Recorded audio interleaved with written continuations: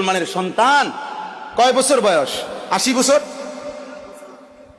তাইলে 8 থেকে 10 বছর বয়সী যেই সন্তানের হাতে দুইটা বড় মোবাইল দিছে যেই অভিভাবক, ওই দুই অভিভাবক এরা 100 জালেম। যদি মা হয় ওই মা জালেম, যদি বাবা হয় ওই বাপ জালেম জালেম জালেম। এই জালেম সন্তান নষ্ট করে দিল। কোন মাদ্রাসা কোন সন্তান নষ্ট করে নাই, কোন মক্তব কোন সন্তান নষ্ট করে নাই, কোন মসজিদের ইমাম কোন সন্তান নষ্ট করে নাই, কোন মাদ্রাসার ওস্তাদ কোনদিন নষ্ট করে নাই।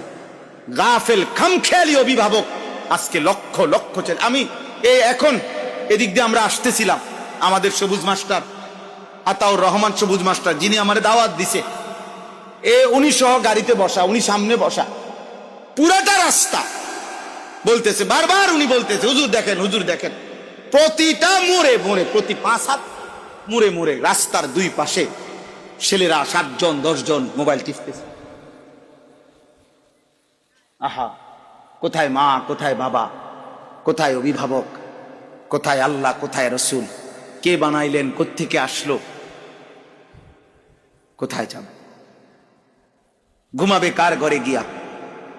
মা কোথায়, বাবা কোথায়? কেউ কি জিজ্ঞেস করবে না আব্বা ছিলা কোথায়? এশার নামাজ পড়ছো কোথায়? মাগরিবের নামাজ পড়েছো কোথায়? আহা, অনেক ছেলে তোমাদের, আমি সবসময় বলি আব্বা, অনেক ছেলে তোমাদের জীবনের একটা বড় দুর্ভাগ্য, একজন ভালো অভিভাবক পাও নাই, কেউ টেনে ধরে নাই। 365 দিনে খোদার 1 বছরে একদিনও ফজরের নামাজ পড়লা না, আহা বদনসিব। এমন একটা মা তোর কপালে জুটলো না যে তোকে উঠাইবে, এমন একটা বাপ জুটে নাই। 365 দিনে কেউ তোমারে আল্লাহ চিনাই দিবে, আখেরাত মনে করাই দিবে।